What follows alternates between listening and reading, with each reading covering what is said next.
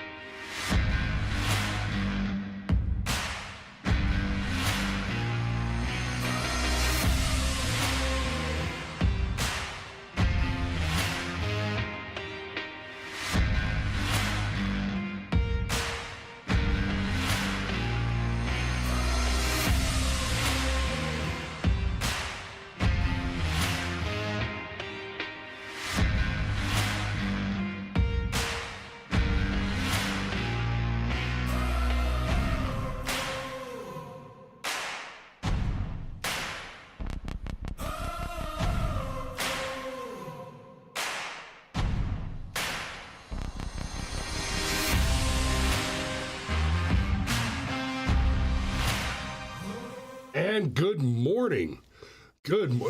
Extra good morning. I see Jen's joined us and Anarchy's with us this morning. A lot of the old guard back in the chat. Good to see you guys. I know mornings are hard for a lot of people. It's early. Most of you haven't been up for the last 4 or 5 hours like I have. And I envy some of you that sleeping thing. It's but, so anyway, this morning I want to talk about AI, automatic checkouts or, self-checkout type of stuff, and that sort of a thing. Real quick, Sergeant Major says Krager gave us 2 turkeys yesterday, and there are turkeys on the dam this morning. So when Sergeant Major talks about turkeys on the dam, they've got this beautiful 3-acre pond on the property, and there's a dam that runs across it to the back acreage, where we see all kinds of interesting things like deer, turkeys, bear scat. Still haven't seen the bear, but there's definitely a bear. So I want to share this. It's not much of a meme, but being Meme War Monday, this is the one that got me thinking about the topic this morning. It says, humans doing the hard jobs on minimum wage while the robots write poetry and paint is not the future I wanted.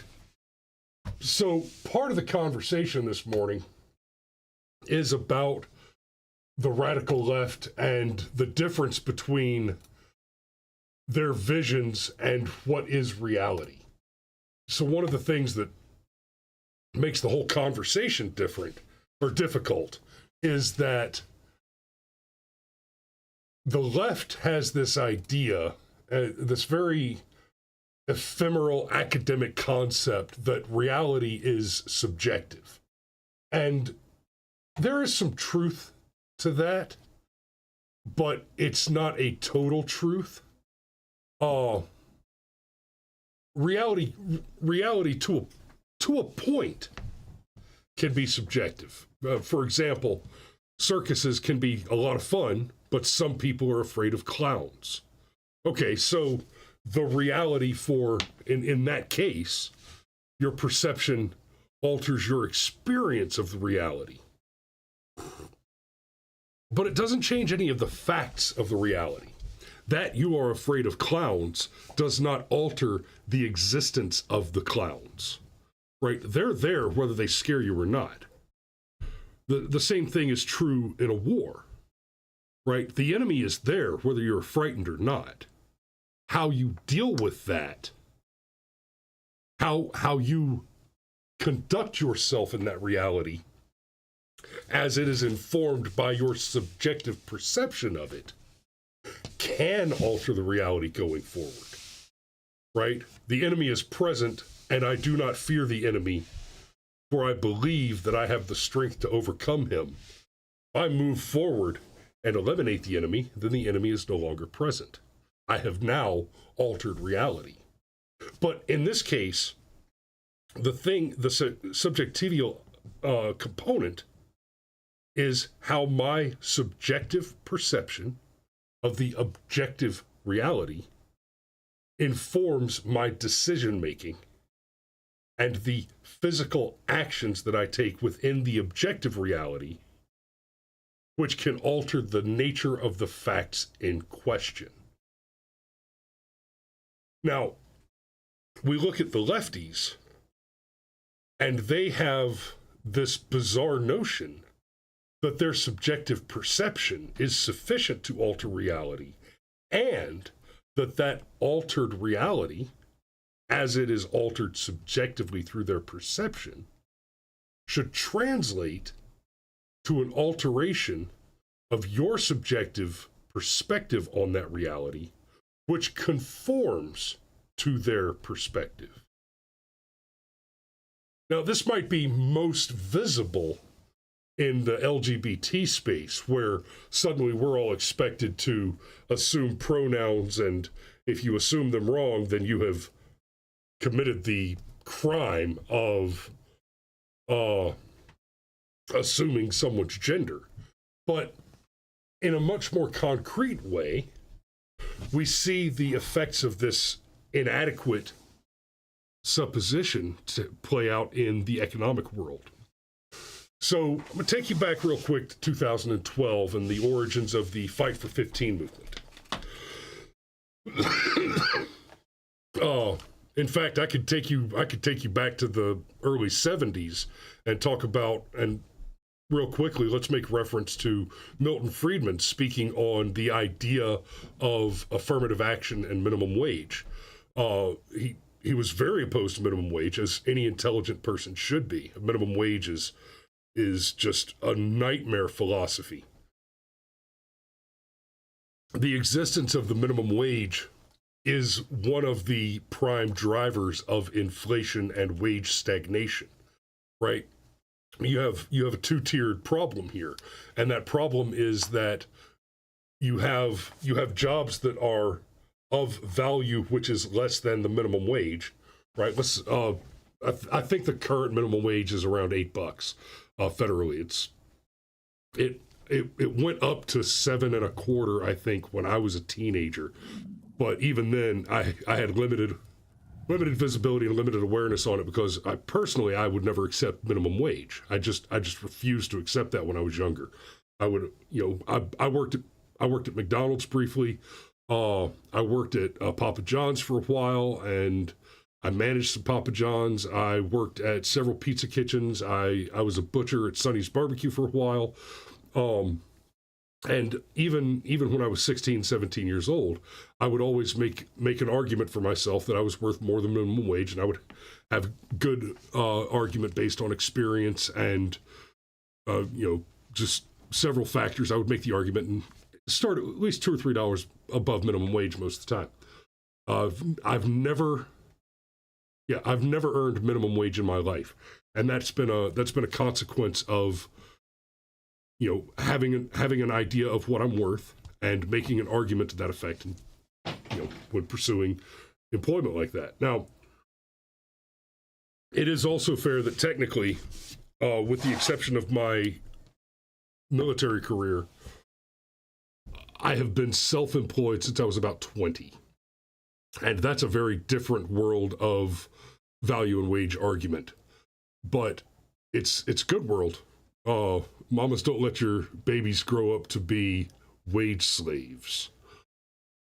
And that's something I talk to my kids about when they're ready to get their first actual jobs. We'll be having conversations about, okay, look, getting a job doesn't mean getting a job. It means going to work, trading labor for wages, right? Trading projects for contracts, that kind of stuff. So Milton Friedman made these arguments about the minimum wage, that there were certain jobs that just were not worth what the minimum wage required they be paid. And one of the examples that he used was way back when you'd go to the movie theater and there would be, a 14, 15, 16-year-old kid. He'd have a little usher costume, a little usher uniform, and a flashlight, and his job was to walk you to your seat in the movie theater. That was it. That was his whole job. It might pay 25 cents an hour, right? But that was the whole job. Well, minimum wage comes along, and that job is not worth $7 an hour. So, okay, early minimum wage was much less than that, but still, a job like that, for somebody to walk you to your seat with a flashlight, that job is not worth the minimum wage.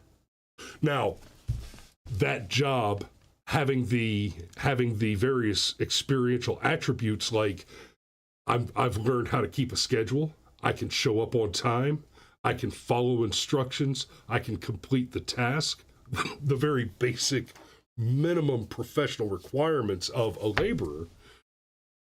A young boy or girl, let's be honest, we're talking about far enough back that it was really a young man's job. A 15, 16-year-old kid can do that job for, 3-4 months, and now he's got a resume. It's not much of one, but there's a big difference between there's more difference between no resume and weak resume. There's a bigger difference between those two and weak resume versus strong resume. There's a big difference between I've never done this before and I've only done this a little. Right? It's the difference between, on the high end, the weak versus strong resume. You've got the difference between I've been changing the oil and brakes on my car for 5 years versus I have a master's in mechanical engineering, right? That seems like a pretty big gap. But for the purposes of professional engagement, the gap between I know how to change oil and tires and I have a master's in engineering, in automotive engineering, is not as big as the gap between I know how to change the brakes and tires and I don't know how to start a car. Right? That difference is staggering. And that's one of the big reasons. You'll have to excuse me. I had a little bug the past couple days that I'm still getting over. But that's one of the big reasons the minimum wage is such a huge problem. Similarly, the Affirmative Action plan, which is at its core just racist. Milton Friedman he made the argument, and quoting now, affirmative action is the most anti-Negro legislation ever enacted by the United States Congress. Right? Direct quote. And his argument was that, and he made reference to some of the apartheid politics as well in this. The fact is that it is expensive to be racist. It is. So if systemically racism informs your hiring mechanics, then you are going to pay a premium. Because if everybody wants to hire only white people, then that puts them in demand. If nobody wants to hire black people, then that puts them in lower demand. If they're in lower demand, then the wage depresses, right? And the supply becomes less expensive. So in that circumstance, the black man can go look for a job and he can compete with people who have more experience, right? He can go and compete with people who've been doing the job, and he can compete on wage. He can get in the door. He has a mechanism by which he can leverage competitive wage, accept a lower pay, but get in the door and bridge that gap between I don't know how to start a car and I know how to change the gas, I know how to change the oil, I know how to change the brakes, right? He's got a mechanism there to bridge that gap. Now, if he's barred by law from engaging competitively in that way, then he doesn't have a competitive mechanism by which to bridge that gap that has been denied him. In the 60s and 70s, we were coming off some pretty substantial racist practices, and an interesting thing was happening in the world of markets generally in the United States. We had gone from a tradition. This was especially true in the construction world, in the skilled trades world. We had gone from a condition of it basically being you had a white man that was the master mechanic, right? He's the licensed electrician, the plumber, the carpenter, the mason, etc. You had a white man who was the team lead, the company owner, right?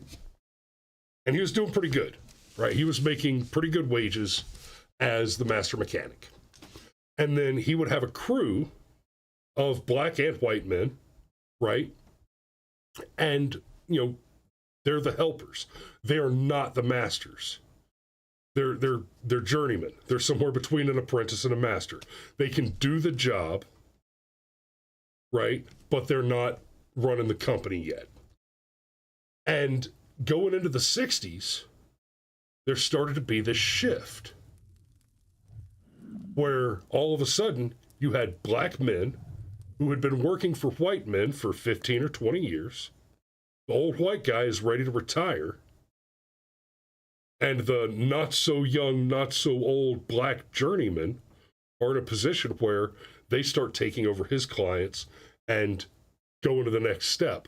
And there was this transition in progress until a floodgate of illegal immigration came across, and you went from these brothers having the competitive wage option to be able to compete for wages and then grow their skill set, grow their professional acumen, and achieve beyond parity, actually take the step up and replace the old white guy as he's retiring. And all of a sudden, illegal immigrants come in and are blowing them away on the wage competition. And so what was almost a sort of black renaissance in the American skilled trade industry was essentially switched off by illegal immigration. It was just stopped dead in its tracks. Right around the same time that LBJ came in with the whole Great Society thing and started creating massive governmental institutions that were explicitly targeted at destroying the black families and American jobs. There's a whole nother rabbit hole to go down as part of this conversation related to the feminism movement and its intentional destruction of the American family, coupled with its intentional dilution of the American competitive workforce by inflating supply without increasing demand, right? That's another important piece of that conversation, but I want to bring this back around because I started with the image where it said, my plan was not to see workers working while AI did art and poetry. You see, their vision of the world, at least the vision that they tell you they have, is often very different from what will actually be reality. Now, earlier today, I noticed on X, it's Obamacare season, right? From somewhere end of October to beginning of January. I forget what the exact dates are for two reasons. They change the dates and extend them frequently, and for two, I'm out of that business. And for three, I don't screw with Obamacare because I'm a veteran. But as many of you know, I was a licensed insurance broker for many years, and I do have a lot of industry insight on that. And you talk about the reality not matching the perception. We go back and look at that, and hey, around this, a little earlier than the 2012 beginning of the Fight for 15 maneuver, we see what happened with Obamacare, and we were told all this stuff that, you can't get coverage if you have pre-existing conditions. Well, that was a lie. That was never true. It was always the case that you could get your pre-existing condition covered after a waiting period. There were various mechanisms in place for it. But the fact is, you cannot produce insurance that covers a pre-existing condition. That is definitionally impossible, right? You can purchase a service plan to provide ongoing maintenance for a pre-existing condition, but if your house is already on fire, you can't insure against the hazard that it might catch on fire. Your hazard, your risk assumption is 100%. Your actuary table is already lost. Can't insure that. It's not insurance. If just getting that shit through people's head would solve the entire problem. Sell insurance. Hey, you're healthy, buy insurance. You're sick, buy the service plan. It's two different industries.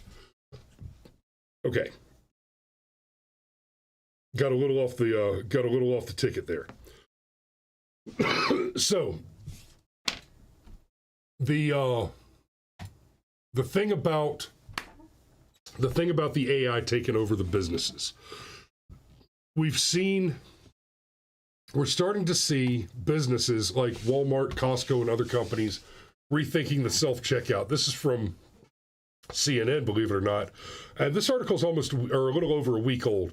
The backlash against self-checkout is growing, and stores are standing to dial back on the technology after it exploded over the past few years. I saw a meme the other day that was, it was just a picture of a tractor trailer, and it said Walmart plans to have customers unload shipping containers in addition to your already required self-checkout duties. I thought that was pretty funny. Booths, a British supermarket chain, said it's removing self-checkout stations in all but 2 of its 28 stores. In the U.S., Walmart, Costco, Wegmans, I'm not familiar with Wegmans, and other chains have also revised their self-checkout strategies. Our customers have told us this over time, that the self-scan machines that we've got in our stores can be slow, they can be unreliable, and they're obviously impersonal, Booth's managing director Nigel Murray told the BBC. I actually, I'll use the self-checkout at Target it was either Friday or Saturday. It was Saturday. I made it a point not to leave this house all day Friday, and I did a damn good job of it. It was Saturday. I went through Target, and I picked up some cough medicine, right? A little expectorant. Hit the self-checkout with that. Then I'd stand there for 10 minutes and wait for an employee to come over and check my ID. Right? I had to stand there and wait for somebody to come check my ID, so that I could buy a bottle of expectorant. And that, God, that's not, and I get it. In theory, I understand why it's happening. There are some mind-altering drugs that can be produced if you're willing to take the time and spend the money to process certain types of expectorants through a coffee filter. Ugh. Yo, I'm 42 years old. I'm a grown-ass man. And let me tell you, if somebody wants to get their hands on enough cold medicine to make a bunch of dope, they're not buying it at Target. Anyway, personally, I have actually been a big fan of the checkout machines, of the self-checkout, and, you know, you go to McDonald's and use the kiosk to order. I've been a big fan of those for one reason only. Because screw you, Fight for 15. The Fight for 15 guys, make no mistake about it. There are states that have adopted the Fight for 15, the $15 minimum wage. Right? Or maybe not states, but cities, businesses. There are a lot of places that have adopted the Fight for 15 maneuver. And don't forget, one of the big reasons that Trump was so popular had to do with his tax policies, his tax cuts. And one of the big reasons that California hated Donald Trump is because part of those tax cuts affected property taxes in California. The way it works in California is they have state deductions where essentially, if you don't live in California, your tax money is used to subsidize the properties of wealthy people in California. Trump put a stop to that, and they brought it back as soon as Biden was back in office.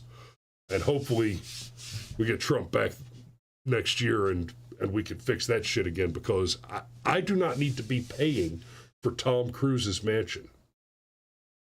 I definitely don't need to be paying for Whoopi Goldberg and Nancy Pelosi's fucking mansions. Thank you very much. So, you've got people generally, though, right? I liked the kiosks because it hurt stupid people. Now, it hurt people who didn't want the $15 minimum wage as well, granted, but in war there are casualties. In war there's collateral damage. And sometimes you need that collateral damage for the enemy to understand that the cost of your continued fighting is real. It's substantial, right? This may be an unpopular opinion, but it is an observation of fact. But it may be unpopularly voiced with the Hamas-Israel thing going on right now. But understand that collateral damage informs the local population about the activities of their representatives.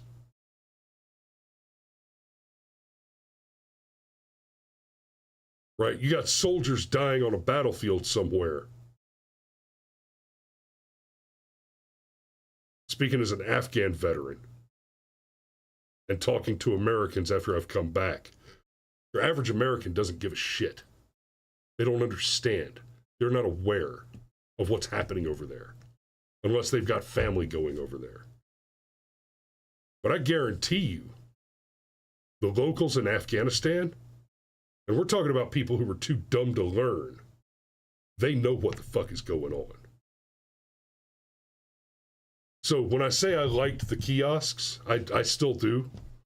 It is precisely because of the collateral damage. The workers who lose their jobs because they fought for 15.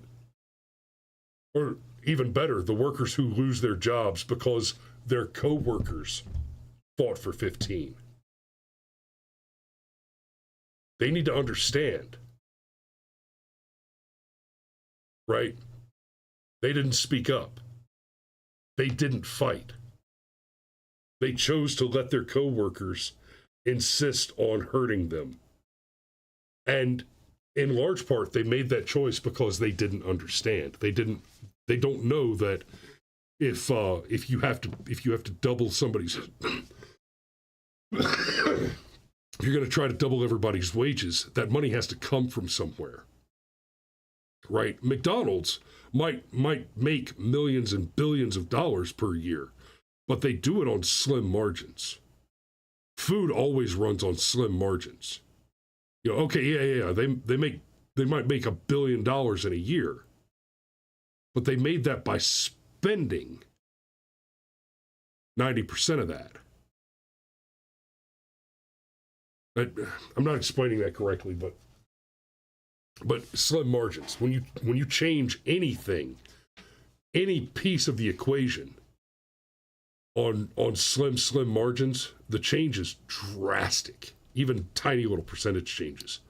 That's why, okay, it costs me $15 an hour to put a guy on the register, or I can spend $20,000 on a self-checkout machine that's going to do that job all day, every day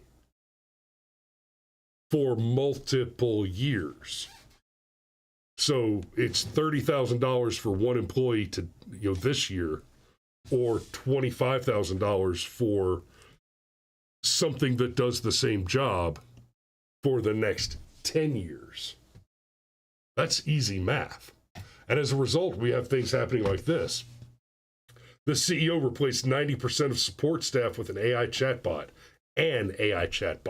Chief executive of an Indian startup laid off 90% of his support staff after the firm built a chatbot powered by artificial intelligence that he says can handle customer queries much faster than his employees.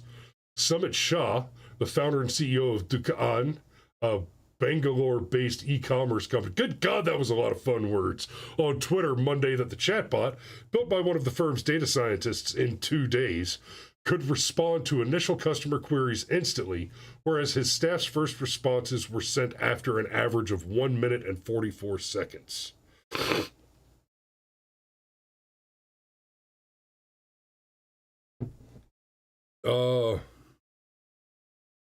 Lisa Howell says, I work a part-time retail job and my manager doesn't want the self-checkout on unless we have a long line and someone is monitoring it. She thinks people are stealing. That is another important piece of the equation there, Lisa. I'll get back to this in just a second. Your manager is correct. People are stealing. And it's little stuff here and there. There's a lot of data on this. And it's not even intentional in a lot of cases. Unintentional, I wouldn't even call it stealing because of the intent mechanic. But let's say you're going through the grocery store, right? You fill your cart up, and then you get up to the self-checkout, and you start scanning everything, and you just miss a thing, right? You got bags of frozen vegetables, packs of meat, et cetera, 4 or 5 boxes of cereal, and you grab that little gun, you start scanning. Maybe you only scanned 3 boxes of cereal, and you didn't mean to, right? You're not trying to steal it, but you just walked away with, $4 or $5 worth of product that you didn't pay for. That's not a big deal, right? Unless it happens more than once, more than twice, frequently, right? You got, somebody got a free box of cereal, somebody else got a free can of tuna, somebody else got a free bag of M&Ms. But that shit adds up. And grocery stores, retail generally also, just like I was saying with restaurants, food services, and a lot of businesses, frankly, until you start talking about high-end luxury products, most businesses run on very slim margins. And when you're talking slim margins, $2 or $3 here or there over and over again, that adds up fast, and it does take a big bite of the bottom line, especially when you're talking about somewhere where you're dealing with expirable products. I know that's not the right word. perishables. That's it. Perishable goods. Especially when you're talking about a business that deals with perishable goods where you already have to deal with a margin of loss for perishable items that you've ordered in, I ordered 500 pounds of beef to sell this week and I only sold 450 pounds. And suddenly that, 50 pounds of beef that goes unsold, that cuts into your bottom line. And I mean, that's probably an over-exaggeration of the extent of leakage or spillage, I think they call it. Either spillage or slippage, I think. Anyway, spillage is when you're talking about spook data. But yeah, that is an important part of the conversation. And then on top of that, with the rising crime that we've seen in businesses getting raided, it hadn't been happening here in Georgia so much, but especially in California and New York, where they're just having